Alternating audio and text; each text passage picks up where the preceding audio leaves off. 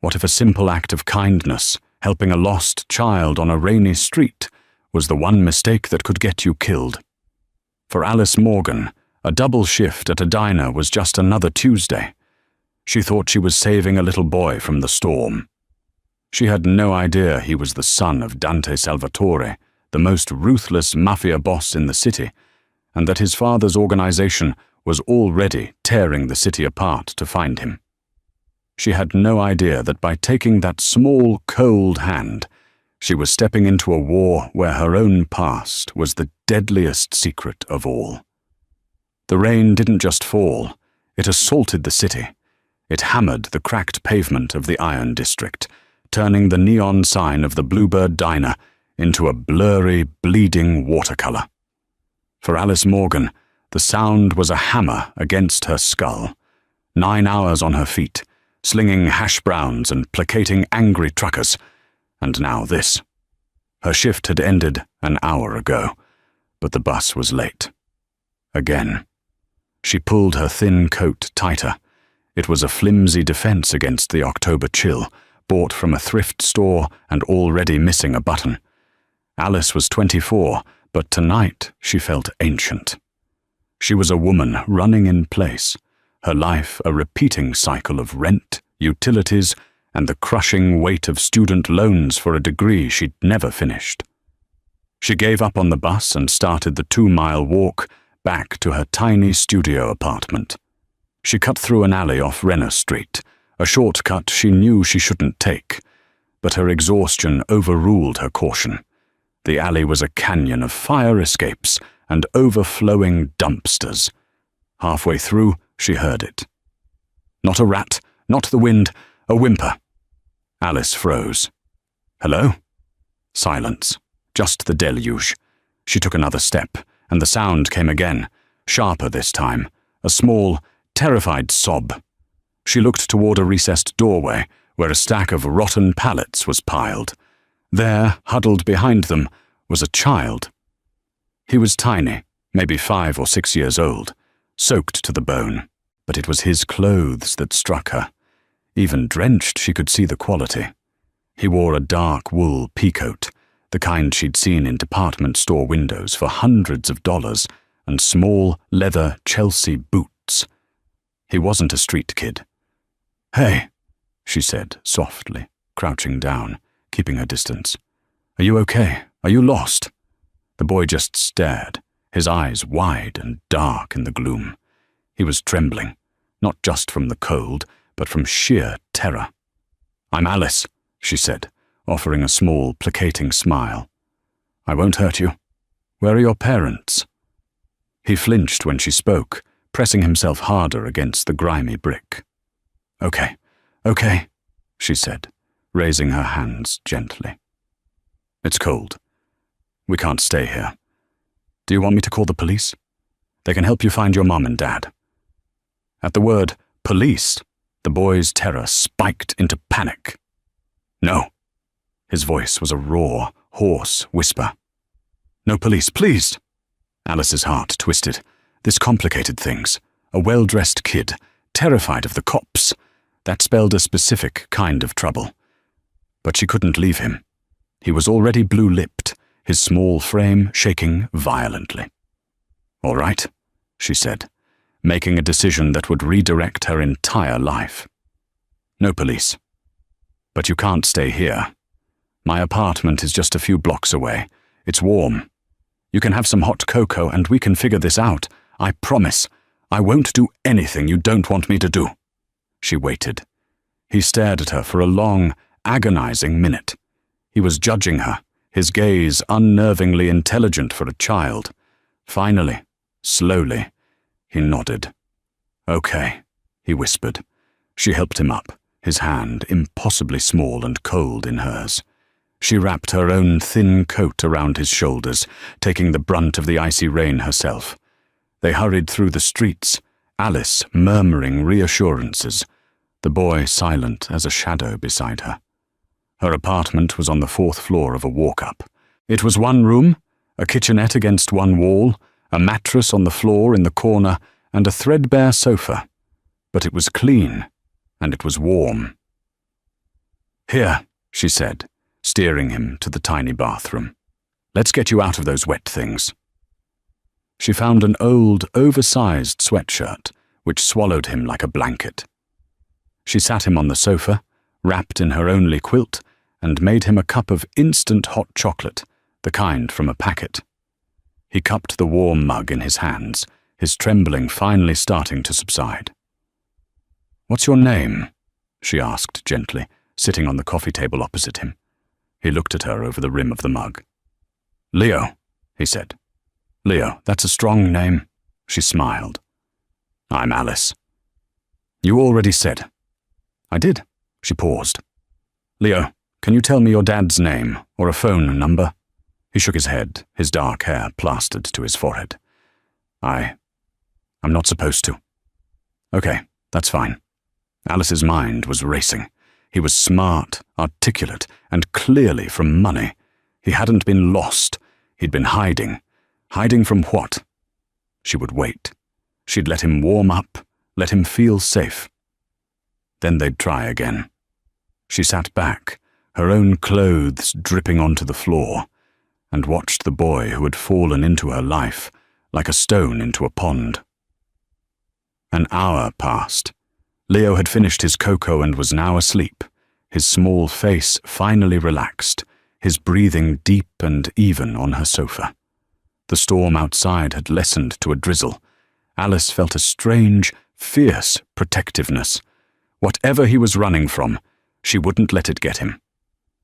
Then it came. It wasn't a knock. It was a thud. A heavy, measured, percussive sound against her thin apartment door. It was the sound of authority, of power that didn't need to ask for entry. Leo shot up from the sofa, his eyes wide with the same panic she'd seen in the alley. He scrambled off the couch and dove under her small dining table, pulling the tablecloth down to hide himself. The thud came again, rattling the cheap lock. "Who is it?" Alice called, her voice shaking. "Open the door." The voice was male, deep, and carried an absolute lack of patience. It wasn't a request. Alice looked at the trembling tablecloth, then at the door. She was trapped. She walked slowly to the door, her heart a drum against her ribs. She fumbled with the deadbolt and opened it, just a crack. The man on the other side didn't push it open. He didn't have to. His presence filled the hallway. He was tall, dressed in a black Brioni suit that probably cost more than her apartment's deposit. He wasn't alone. 2 other men, built like mountains, stood behind him. But it was the man in front who held her gaze. His face was sharp, angular, with high cheekbones and a strong jaw. His eyes were the color of dark, cold steel. He wasn't just angry, he was a vortex of controlled fury. He said nothing. He just looked at her, his gaze sweeping over her damp, cheap clothes, her tiny, shabby room. Then his eyes narrowed, zeroing in on the small, discarded, and very expensive wool peacoat drying on her radiator. "Where," he said, his voice a low, dangerous rumble, "is my son?" The man's voice vibrated with a power that seemed to suck the air from the room. Alice's hand tightened on the doorknob, her knuckles white. "I don't know what you're—" she began, but the lie died in her throat. The man, Dante Salvatore, did not wait for her to finish. He moved. It wasn't a shove. It was a simple, fluid occupation of space. He stepped past her, into the room, bringing the scent of expensive cologne and the cold night air with him. His 2 bodyguards remained in the hall, silent sentinels, blocking her only exit. Dante's eyes scanned the room. It took less than a second. He saw the quilt on the sofa, the empty mug on the table, and then the slight tremble of the tablecloth. He didn't move toward it. He simply stood in the center of her small world, an apex predator who had just cornered his prey. "Leo." His voice was different now. The ice was still there, but beneath it was a tremor of something else. Relief? Fear? From under the table, a small sob. "Papa!" Leo crawled out, his small face pale. He looked at Dante, then at Alice, his eyes full of confusion and a terrible, misplaced guilt. Dante's composure broke for a single, fractional moment. He closed his eyes, and the tension left his shoulders in a sharp exhale. He knelt, and Leo ran to him, burying his face in the man's chest. Dante's arms wrapped around his son, crushing him in an embrace that was both desperate and fierce. He murmured something in Italian, his voice thick, kissing the top of Leo's damp hair. Alice watched, her heart aching. This wasn't just a Mafia boss. This was a father who had thought he'd lost everything. After a long moment, Dante stood, one hand resting protectively on Leo's head. The controlled fury returned, now directed entirely at her. "Who are you?" he demanded. "My name is Alice Morgan. I found him in an alley off Renner. He was freezing, terrified." "So you brought him here?" It wasn't a question. "Why, for money? Did you call me?" "I didn't know who you were," Alice said, her fear giving way to a spark of anger. He was a child, alone in a storm. He was scared of the police. What was I supposed to do? Dante studied her. His gaze was invasive, analytical. He was a man who believed the world was divided into two groups, people he owned and people he hadn't broken yet. He couldn't place her. She wasn't scared enough. "He wasn't lost," Dante said, his voice flat. "He was taken, and you just happened to find him." "Taken?" Alice's blood ran cold. "No, I found him hiding. He was alone, I swear." "Marcus," Dante said, speaking to the man in the hall. One of the bodyguards, a man with a scarred face and watchful eyes, stepped inside. He didn't look at Alice. He just looked at his boss. "She fits the witness description from the park. The woman who was seen talking to Leo's nanny just before she disappeared." Alice's stomach dropped. "What? No. I work at the Bluebird Diner. I've been there all day. I did a double shift. You can ask my boss, Mr. Henderson. Check the security tapes. I just clocked out an hour ago." Dante watched her, his expression unreadable. He saw the genuine panic in her eyes. He saw the grease stain on her apron, which she still wore, and the exhaustion etched around her mouth. He looked at her worn-out sneakers. This wasn't a professional kidnapper. This was nothing. A nobody. "Check it," Dante ordered Marcus. Marcus pulled out a phone and made a call, his voice a low murmur. "Papa, she was nice," Leo whispered, clinging to Dante's leg. "She gave me cocoa. She's not bad." Dante's gaze softened, but only when it rested on his son. "It's all right, Tesoro. We're going home." He looked back at Alice. "You live here? Alone?" "Yes." "No family? No boyfriend?" "No." "What does that have to—" "It means," Dante interrupted, "that you're a loose end." Marcus hung up the phone. "She's clean, boss. Clocked in at 10 a.m., clocked out at 7:15 p.m. The diner is 6 blocks from the alley. Her story holds." Dante processed this. The kidnapping must have been amateur, or it had been interrupted. The nanny was still missing. His son had escaped his abductors, only to be found by this waitress. The universe had thrown a statistical anomaly at him. He hated statistical anomalies. "All right, Alice Morgan," he said, the name sounding foreign and unimportant on his tongue. "Here is what happens now. You never saw me. You never saw my son. This night never happened. You will forget Leo's name. You will forget my face. If you speak of this to anyone, your boss, a friend, a priest, I will know, and I will come back. Do you understand me?" Alice swallowed, her throat dry. She could only nod. Dante reached into his suit jacket and pulled out a money clip. He stripped off a thick stack of $100 bills, more money than Alice had seen in one place in her entire life, and threw it on her coffee table. It landed with a soft, insulting thud. For your trouble and your silence. Alice stared at the money. It was a payment. It was a brand. I don't want your money, she said, her voice quiet but shaking with indignation. Dante actually looked surprised. He almost smiled, but it was a cold, sharp gesture. Everyone wants my money. Take it, or I'll assume you have other motives. He turned, his hand on Leo's shoulder, and steered his son toward the door. At the threshold, Leo looked back. Thank you for the cocoa, Alice. Alice's heart broke. You're welcome, Leo. Be safe. Dante's back stiffened at the use of his son's name, but he didn't comment.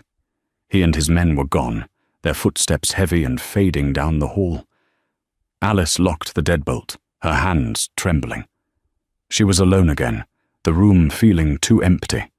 The only evidence they'd been there was the damp quilt, the empty mug, and the stack of cash on her table. She stared at the money. It was blood money. It was a seal on her silence. With a cry of frustrated rage, she grabbed the entire stack, walked to her kitchenette, and shoved it deep into the garbage disposal, grinding the wet pulp of the bills with a vicious flick of the switch. She would not be bought. She would not be owned. She scrubbed the mug Leo had used until her knuckles were raw, trying to wash the night, the man, and the danger down the drain. But as she stood in her silent apartment, she had a sinking feeling that the storm had not passed. It had just found her. For 3 days, Alice lived in a state of suspended terror. Every backfiring car made her jump. Every customer at the diner who looked at her for a second too long sent a jolt of panic through her. She was a mouse who had seen the hawk, and now the entire sky felt threatening. On the 4th day, the first gift arrived. She came home from her shift to find her landlord, a sweaty, lecherous man named Mr. Petrovich, waiting for her in the lobby. He was a man who always seemed to be inspecting her apartment when her rent was a day late. "Miss Morgan," he said, his voice unusually high-pitched. He was wringing his hands. A terrible misunderstanding about your lease. We've decided, my partners and I, to waive your rent for the next year." Alice stared at him. What? Why? A gesture of goodwill, for a loyal tenant. He couldn't meet her eyes. Also, the plumbing issue you mentioned, in 4B, it will be fixed tomorrow by a whole new crew. He practically ran from the building.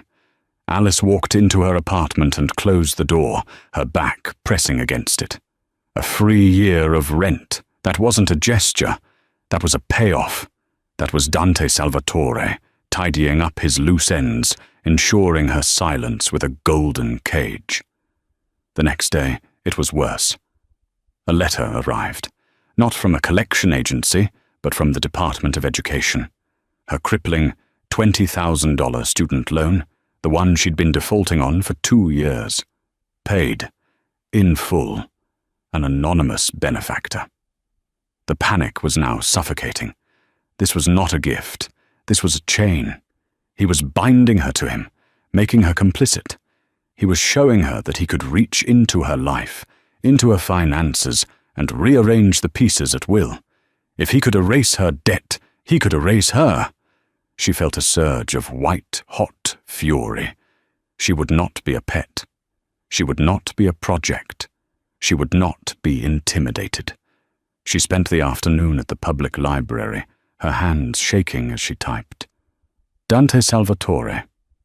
The results were sparse, hidden behind layers of corporate firewalls. He was a private investor, the CEO of Salvatore Global Holdings, a conglomerate with interests in construction, shipping, and import/export. But the tabloids and fringe crime blogs told a different story. They called him the Ghost, the invisible head of the city's most powerful crime syndicate. He had inherited the family business from his father and grandfather, a bloody legacy that stretched back to the old country. His wife had died 2 years ago. A boating accident. He had one son, Leo. She found the address of Salvatore Global Holdings, the Onyx Tower, a spear of black glass that pierced the downtown skyline. She didn't stop to think. If she thought, she wouldn't go. She put on her best and only black dress, tied her hair back, and took the bus downtown. The lobby of the Onyx Tower was a cathedral of marble and silent, judgmental wealth.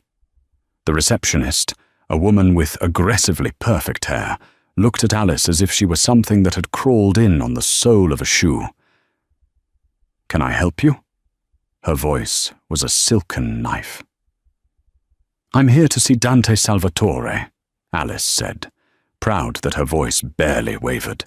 The woman's mask of politeness cracked. She almost laughed. "Do you have an appointment, Miss?" "Morgan. Alice Morgan." "No. But he'll see me. Tell him it's about the anonymous benefactor. He'll know what it means." The receptionist clearly thought she was insane, but something in Alice's tone, a desperate, unhinged certainty, made her pick up the phone. She murmured into the receiver, her eyes wide with disbelief. She hung up, her face pale. "Mr. Salvatore's assistant will be down for you. Please wait. Over there." Alice was directed to a leather bench, far from the other important guests. 10 minutes later, a man in a suit so sharp it could cut glass emerged from the private elevator. It was Marcus, the scarred bodyguard from her apartment. He didn't greet her. "This way." The elevator was silent, ascending with terrifying speed. It opened directly into a penthouse office. The entire north wall was glass, offering a god's-eye view of the city. Alice's tiny apartment in the Iron District was somewhere down there, invisible in the smog. Dante Salvatore was not behind his massive obsidian desk. He was standing by the window, looking down at the world he owned. "You are either the bravest woman I have ever met," he said, not turning, "or the stupidest." "I want you to stop," Alice said, her voice echoing in the cavernous room. He turned. He wore no tie, his white shirt open at the collar. He looked less like a CEO and more like a king in his throne room. "Stop what?" "Paying things. My rent, my loans. I don't want your money, I told you that." "It wasn't a gift. It was a transaction. You provided a service, my son's safety, and you were compensated. The matter is closed." "No, it's not," Alice shot back. "You didn't do it to thank me. You did it to own me, to make sure I knew my place, to show me you could pull my strings whenever you wanted." Dante raised an eyebrow. He walked slowly toward her, circling her like a shark. "And what place is that, Alice Morgan?" "A loose end, you called me. Something to be tied up and forgotten. But when you pay my debts, you're not letting me forget. You're putting your brand on me. I want it undone." Dante actually laughed, a short, dry, humorless sound. "Undone? You think the world works like that? You think you can unring a bell? The money is spent. The accounts are closed. You are free." "I'm not free. I'm indebted to you. I'd rather have the debt." Their standoff was interrupted by a small voice. "Alice?" Alice's head snapped toward a small, previously unnoticed door. Leo stood there, wearing pajamas, his hair sleep-mussed. His face lit up with a joy so pure and total it stunned her. "Alice, you came!" He ran to her and hugged her around the waist, pressing his face into her stomach. "I missed you." Alice's anger evaporated, replaced by that same fierce ache. She instinctively put her hands on his shoulders. "Hey, Leo." She looked up. Dante was frozen, his expression unreadable. He was watching his son, a boy who, she now realized, was chronically lonely, cling to a perfect stranger. A boy who lived in a glass tower but had no friends. A boy who hadn't smiled once in her apartment but was now beaming. Dante's expression hardened. He had seen a weakness, not in her but in his son. "Leo," Dante said, his voice sharp. "Go back to your room. Anna will be in." "But Papa, it's Alice. Can't she stay? Can't she read me the story?" "Now, Leo." Leo's face crumpled. He looked at Alice, then at his father, and with a defeated slump, he walked back into the room, closing the door softly. Dante was silent for a full minute. He looked at the door his son had disappeared through, then back at Alice. He was trapped. "He hasn't been sleeping," Dante said, his voice low, almost to himself. "Nightmares. Ever since that day. He hasn't spoken to his nanny, his tutors. He barely speaks to me. But he talks about you. The lady from the diner. He asked me to find you." "He's a sweet boy," Alice said quietly. "He's just lonely." "He's safe," Dante countered. "He's protected." "That's not the same thing as being loved," Alice said, and then instantly regretted it. The words were too sharp, too true. Dante's eyes flashed with a dangerous fire. "You know nothing about me, or my son. I know what I saw, a terrified kid hiding in an alley." Dante turned back to the window. He was a man with a problem he couldn't solve with a bullet or a check. This nobody, this waitress, had breached his defenses in a way no rival family ever had. She had his son's affection. "You want to undo my generosity?" he said, his voice a cold, calculating purr. "Fine, you can work it off." "Work it off? I'm a waitress. I can't." "You won't be a waitress. You'll be my son's companion." Alice blinked. A nanny?" "No, I have nannies. They handle his schedule. His tutors handle his education. His guards handle his safety. You will be his friend. You will read him stories. You will take him to the park, the private one on this roof. You will be the normalcy he is apparently lacking. You will stay here, in this tower, where I can see you. You will be paid a salary that will make your diner job look like a joke." "And if I say no?" "If you say no," Dante said, turning to face her, "I will accept that you are a threat to my family. You've seen my son, you've seen my home. You've refused my money. I can only interpret that as a sign of hostile intent. And I only deal with hostile intent one way." It was a threat, veiled in the language of a business negotiation. He was offering her a choice, the gilded cage, or the real one, or worse. "You're a monster," she whispered. "I'm a father," he corrected, his voice devoid of all emotion. "And I will do whatever it takes to protect my son, even if it means protecting him from his own loneliness." Alice looked at the closed door to Leo's room. She thought of the little boy, all alone in his palatial prison. She was trapped. But maybe, just maybe, so was he. "Fine," Alice said, her chin high. "I'll do it, but not for you, and not for the money. I'll do it for Leo. But we have rules. I'm not your prisoner. I'm an employee, and I will not be silent if I see something I don't like." Dante smiled, and this time it was genuine. It was terrifying. "Oh, Alice," he said, "you'll be silent. You'll learn. We all do." Living in the Onyx Tower was like living inside a diamond, beautiful, isolating, and impossibly hard. Alice was given a suite of rooms 2 floors below Dante's penthouse, far more luxurious than anything she'd ever known. But the windows didn't open, and Marcus, or another silent, dark-suited man, was always stationed at the end of the hall. Her life fell into a strange rhythm. Her mornings were spent with Leo in a sprawling, sterile playroom, or in the rooftop park, a bizarre multi-million-dollar creation of imported trees and hyper-real astroturf. Leo was a different child with her. He was bright, inquisitive, and funny. He was starved for simple, uncomplicated affection, and Alice gave it freely. She read him The Hobbit and Treasure Island. They built entire cities out of blocks, and she taught him how to make chocolate chip cookies in the massive industrial-grade kitchen, much to the horror of the professional chef. Dante she rarely saw.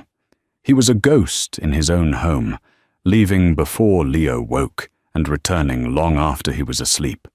But she felt his presence. She would see him on the security monitors, watching her and Leo in the playroom, his face an unreadable mask. On the rare occasion they passed in a hallway, the air would crackle with a tense, unspoken gravity. He was watching her, testing her. And against her will, she was watching him. She saw the business. She saw the hard-eyed men who came and went from his penthouse, the hushed, angry conversations in Italian. She saw the whispers of a war with a rival family, the Petrovs, whose name she recognized with a jolt. Mr. Petrovich, her old landlord. Dante didn't just own a building, he owned the people in it. But the real threat, Alice soon learned, wasn't Dante. It was his cousin. Riccardo Salvatore was Dante's second-in-command, his consigliere. Where Dante was cold, controlled, and silent, Riccardo was all smiles and expensive charm. He was handsome, with a politician's handshake and a predator's eyes. He made a point of welcoming Alice. "Such a breath of fresh air," he said, cornering her by the elevators one afternoon. "Dante keeps this place like a tomb. It's wonderful to see Leo smiling. We were all so worried." "He's a great kid," Alice said stiffly, trying to edge past him. "And you," Riccardo said, his gaze lingering on her face. "You're something special, Alice. To walk into the lion's den like you did. To confront him." He laughed. "Dante respects strength, but I admire it." Alice felt a chill. His admiration felt slimy. "Excuse me, Riccardo. I need to get back to Leo." "Of course." He stepped aside, bowing slightly. "But a word of advice, Cara. Be careful. Dante, he breaks his new toys, and he considers you his." Alice fled. She told herself Riccardo was just trying to intimidate her, to mark his territory. But her instinct screamed that the danger in this house wasn't the lion in his office. It was the snake smiling at her in the hall. The dynamic shifted one stormy evening. Alice was putting Leo to bed, and he was fighting sleep. "Alice," he murmured, his eyes heavy. "Why did my mummy leave?" Alice's breath hitched.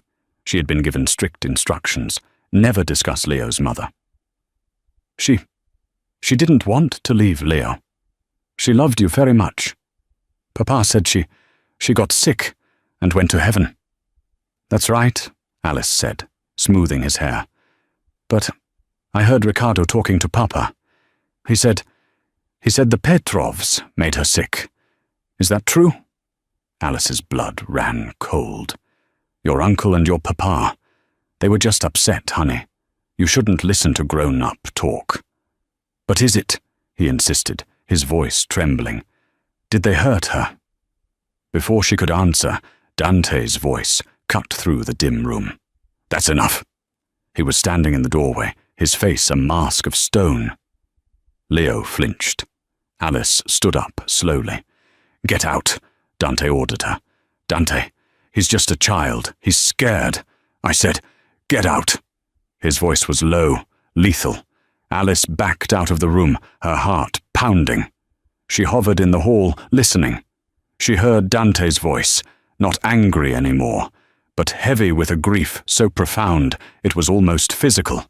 He was speaking to Leo in Italian, his words a soft, heart-breaking lullaby of reassurance. She retreated to her room, shaken.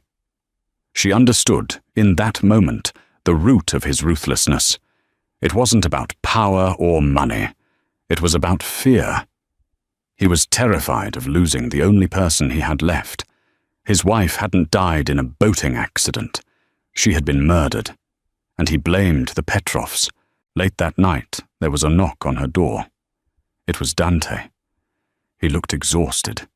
He had shed his suit jacket and tie, and his sleeves were rolled up, revealing muscular forearms. He held a glass of amber liquid. "He's asleep," he said. "Is he?" "He's fine. He asked for you." He leaned against the doorframe, not entering. "He's attached to you." "I care about him, Dante." He was silent for a long time, just looking at her, his steel-grey eyes searching her face. "Ricardo was right about you. You're not scared of me." "I'm terrified of you," Alice admitted, her voice barely a whisper. "But I'm not intimidated by you. There's a difference." He took a drink. "My wife, Katerina. She was like that. Fearless. She knew who I was, what I did. She wasn't afraid. The Petrovs, they knew she was my only weakness, so they took her. They rigged her boat to explode." Alice gasped, her hand flying to her mouth. "I have spent the last 2 years," he continued, his voice a flat, dead monotone, "dismantling their entire organization, piece by piece. I have taken their money, their territory, their men. I am taking everything from them before I finally take their lives. That is the world I live in. That is the world you brought my son back to. Dante, I should have let you go," he said, more to himself than to her. "The money, the apartment. I should have let you walk away, but Leo..." He smiled. "And I..." He stopped, unable to say the words. "I needed you." "I'm here," she said. "I'm not going anywhere. I won't let anyone hurt him." He stepped closer, his presence filling her doorway. He was so close she could smell the whiskey on his breath, see the exhaustion in his eyes. "The problem, Alice," he whispered, "is that I am the one who will hurt him. My life, my choices. And now, you're a part of that. Ricardo sees how Leo is with you. He sees how I look at you." Alice's heart hammered. "How do you look at me?" He didn't answer. He just raised a hand, his knuckles lightly grazing her cheek. His touch was rough, calloused, and sent a shock wave through her. It was the first gentle touch she'd felt from him. It was more intimate than a kiss. The moment was shattered by a buzzing phone in his pocket. He pulled it out, his face hardening as he read the text. The father was gone. The boss was back. "Marcus is outside," he said, his voice clipped and cold again. "Stay in your room. Do not leave for any reason." He was gone. Alice was left trembling. She had seen the man behind the monster, and he was more dangerous than she could have ever imagined. A week later, Alice was trying to find a new board game for Leo. His playroom was vast, but he was bored. She went to a storage room on their floor, a place filled with discarded toys and old furniture from Dante's childhood. In the back, she found a heavy, leather-bound photo album. She smiled, thinking Leo might like to see pictures of his father as a boy. She sat on the floor and opened it. There were pictures of a younger Dante, a stern-looking older man, his father, and a woman she assumed was his mother. There were holidays, parties, men in suits laughing and drinking. And then she saw him. In the background of a Christmas party photo, standing by a buffet table, was a man with a familiar, kind face and thinning hair. He was wearing a cheap, ill-fitting tuxedo, looking uncomfortable and out of place among the Salvatore clan. Alice's blood turned to ice. She dropped the album. It was her father, Arthur Morgan, the man who had died in a workplace accident at his accounting firm 15 years ago. He was here, in a photo, at a Salvatore Christmas party. Her father, the simple, gentle accountant, hadn't just worked for a boring firm. He had worked for the Mafia. He had worked for Dante Salvatore's father. And Alice had a sudden, sickening realization. In the world of Dante Salvatore, men like her father didn't die in accidents. The photo album felt like it weighed 1,000 pounds. Alice's mind, which had been a whirlwind of fear and a strange, budding affection, was now a dead, cold vacuum. Her father, Arthur Morgan, a man who taught her how to ride a bike and helped her with her math homework, a man who smelled like ink and peppermint. He was a bookkeeper for murderers. She took the photo, her hand shaking so violently she could barely grip it, and walked back to her room. She didn't wait for Dante. She didn't call. She took the elevator to the penthouse. The private elevator doors opened, and she found herself in the middle of a war room. Dante was there, along with Ricardo, Marcus, and 3 other men she didn't know. A map of the city was spread across the obsidian desk, marked with red X's. "Get out!" Dante snapped, not even looking up. "No!" Alice said. Her voice was unrecognizable, a low, ragged tear in the silence. All eyes snapped to her. Ricardo smiled, amused at the interruption. Dante's face went dark with rage. "Alice, I gave you an—" "Who was he?" she demanded, throwing the photograph onto the map. It skidded across the table and stopped in front of Dante. Dante looked at the photo. His eyes scanned the background, then flickered to the man she was pointing at. He didn't recognize him. "What is this?" "His name," Alice said, her voice breaking, "was Arthur Morgan. He was my father. And he was at your family's Christmas party. Why? Why was my father here?" The room went absolutely still. Ricardo's smile vanished, replaced by a sharp, sudden interest. Dante picked up the photo. He looked at the unfamiliar face, then at Alice's. The resemblance was there. The same determined chin, the same honest eyes. He looked at Marcus. "Find out." "Dante, this is not the time," Ricardo interjected, his voice smooth. "We have the Petrov shipment." "Now, Marcus," Dante commanded. "Everyone else, out. Wait in the conference room." The men filed out. Ricardo lingered, his eyes locked on Alice. "A fascinating development," he murmured, before finally following the others. Alice and Dante were alone. "He died," Alice whispered, sinking into one of the leather chairs, the adrenaline leaving her. A construction site accident. He was the firm's accountant. They said a scaffolding fell. It was 15 years ago." Dante just watched her, his face grim. He knew, as she now knew, that it was a lie. They sat in silence for 20 minutes. It felt like an eternity. Finally, the door opened, and Marcus walked back in, holding a thin file. "Arthur Morgan," Marcus said, his voice a flat monotone. "Junior accountant. Worked for vostro padre, your father, Don Antonio Salvatore. He was employed from 1999 until his death in 2010. He handled the payroll for the legitimate construction fronts." "My God," Alice breathed. "What happened?" Dante asked, his voice low. "The file is thin," Marcus said. "It was just before you took over, boss. The official report says accidental death, but—" "But what?" Dante pressed. "The street talk from that time. He was a rat. He'd found something, a discrepancy in the books, money being siphoned from the pension funds. He was going to talk. Not to the cops, to your father. And he never made the meeting. The accident happened the day before. The discrepancy was convenient. It was buried when Don Antonio fell ill, and by the time you took control, the books were clean. The man in charge of that division at the time, the one who would have gone down for it?" Dante knew the answer before Marcus said it. "Ricardo." Alice let out a small, strangled sound, The snake.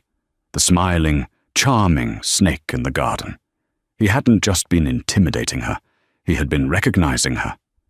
Had he known who she was all along? Dante's face was a mask of cold fury. This was not a rival. This was a traitor, a betrayal from within his own blood. His cousin, who he had trusted with his life, had been stealing from his father and had murdered her father to cover it up. He killed him, Alice whispered, the tears finally coming, hot and fast. He killed my father. Dante moved to her, but stopped. He didn't know how to offer comfort. Instead, he offered the only thing he had. He will pay for it. I swear to you, Alice, he will pay for what he did to your family. And yours? Alice looked up, her eyes blazing with a grief that had found a new, hard edge. He's been stealing from you, probably for years. He's a traitor. Yes. Dante's voice was final. He looked at Marcus.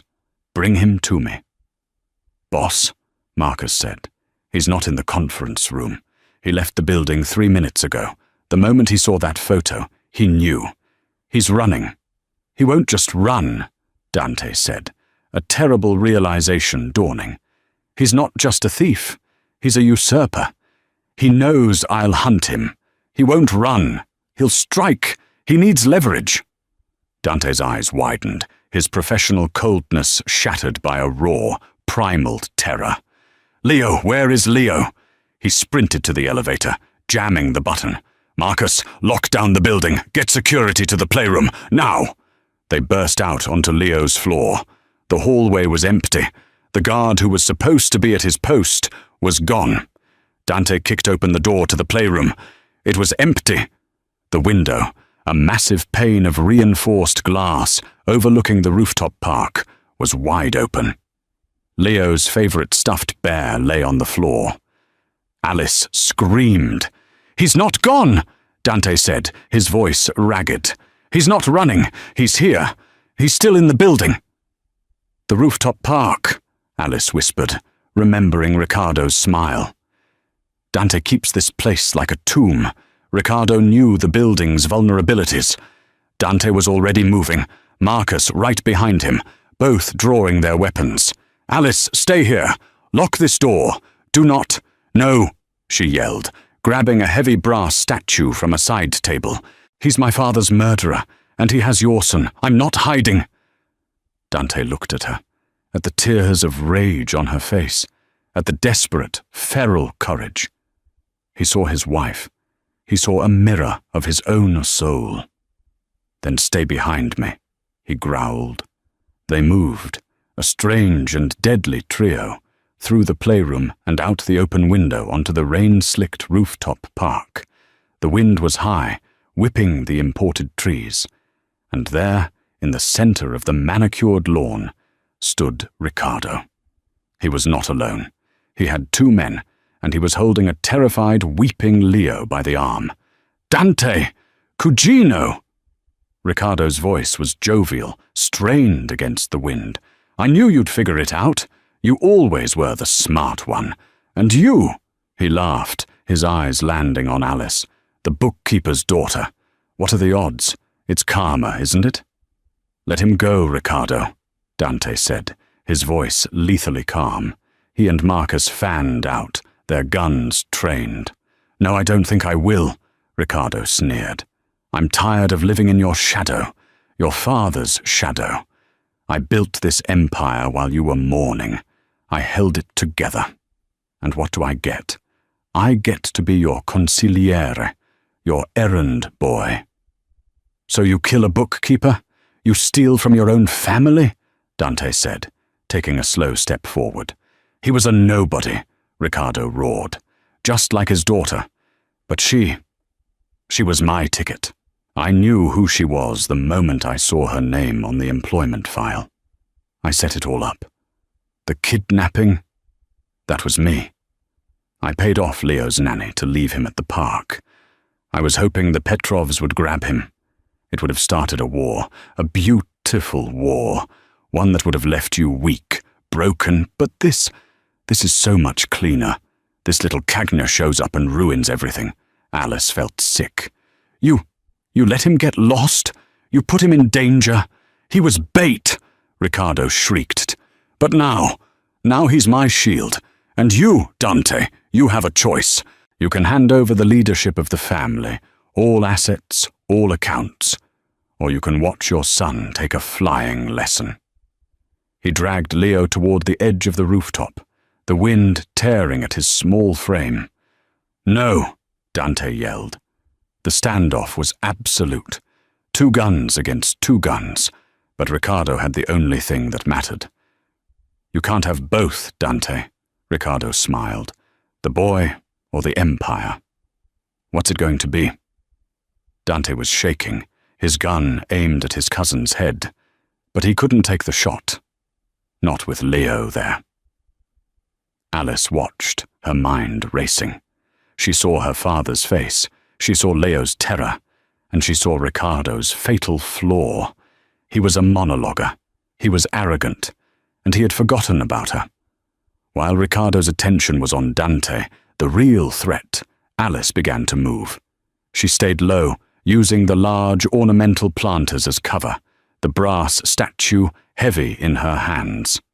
She was a waitress, a nobody. She was invisible. It's yours, Ricardo, Dante said, slowly, agonizingly, lowering his weapon. The Empire, it's all yours. Just let my son go. Ricardo laughed, a triumphant, ugly sound. See, I told you. You're weak. You always were. He was just 3 feet from her. You're right, Alice said, stepping out from behind the planter. He's not a killer. But I am. Ricardo whirled, his eyes wide with shock. He had no time to react. Alice swung the heavy brass statue with all the force of her grief and rage. It connected with his temple with a sickening crack. Ricardo dropped like a stone, his hand releasing Leo. The world exploded. Ricardo's 2 men opened fire. Marcus took one down instantly. The other fired at Alice. Alice! Dante roared, diving, tackling her to the ground as bullets screamed over their heads. Marcus fired again. Silence. Dante rolled off Alice, his breath ragged. Are you hurt? Are you hit? No, I'm... Papa! Leo was scrambling towards them. Dante rushed to him, pulling him into his arms, burying his face in his son's hair. I'm here, Tesoro. Alice got to her knees, her body aching. She looked at Ricardo's unmoving form, then at Dante, who was alive, holding his son, his eyes locked on her. The fear, the danger, the adrenaline, it all coalesced into a single, terrifying realization. She hadn't just saved Leo. She had saved Dante. And in doing so, she had bound herself to him, not with money, but with blood. On the rain-slicked roof, Dante pulled Alice to her feet, his eyes locked on her as Marcus's men began the grim clean-up. You saved him, Dante said, his voice hoarse. We saved each other. Inside, after a doctor had given Leo a mild sedative, Alice found Dante waiting in the hall. He had shed his suit jacket, but the weight of his legacy remained. This world, he said, it's a poison, and I've brought you right into it. He was afraid, she realized, not of his enemies, but for her. Ricardo saw my weakness. He saw how I look at you. Now the whole city will. He explained the terrible cost of her action. Ricardo's death wasn't an end. It was a fracture, a declaration of war. It was an invitation for the rival Petrov family and his own disloyal capos to strike. This tower is about to become a war zone, he said, his voice flat. I can get you and Leo out. I have a plane. Switzerland. A new life. You'll be safe. Free from me. It was the out she should have taken. But Alice looked at the profound loneliness in his eyes, a man offering to save them by sacrificing himself. No, she said, stepping into his space. I'm not your weakness, Dante.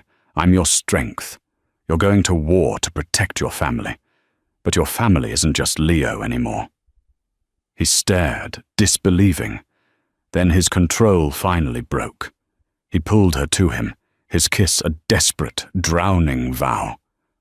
"Alice Morgan," he murmured against her lips. "You've come to audit my entire life, haven't you? I'm here to balance the books," she whispered back, her arms locking around him. The war was swift and surgical. Dante, fueled by Alice's revelation, didn't wait to be attacked. He purged. While he hunted the traitors in the streets, Alice hunted them in the past. In her father's old ledgers, she found the final, damning secret. Ricardo hadn't just been stealing. He was allied with the Petrovs. He had sanctioned Caterina's murder to break Dante, planning to kill him, merge the two families, and rule a new, unified empire. Armed with this proof, Dante called a peace summit. It was a trap. He exposed Ricardo's full betrayal to his remaining capos, and in the bloody reckoning that followed, he ended the Petrov line and cleansed his own family of its traitors. By dawn, the war was over. But in the quiet of the penthouse, the victory felt hollow. "It's a heavy crown," Dante said, staring at the city he'd reconquered. "Then take it off," Alice replied, holding up Ricardo's shadow ledger.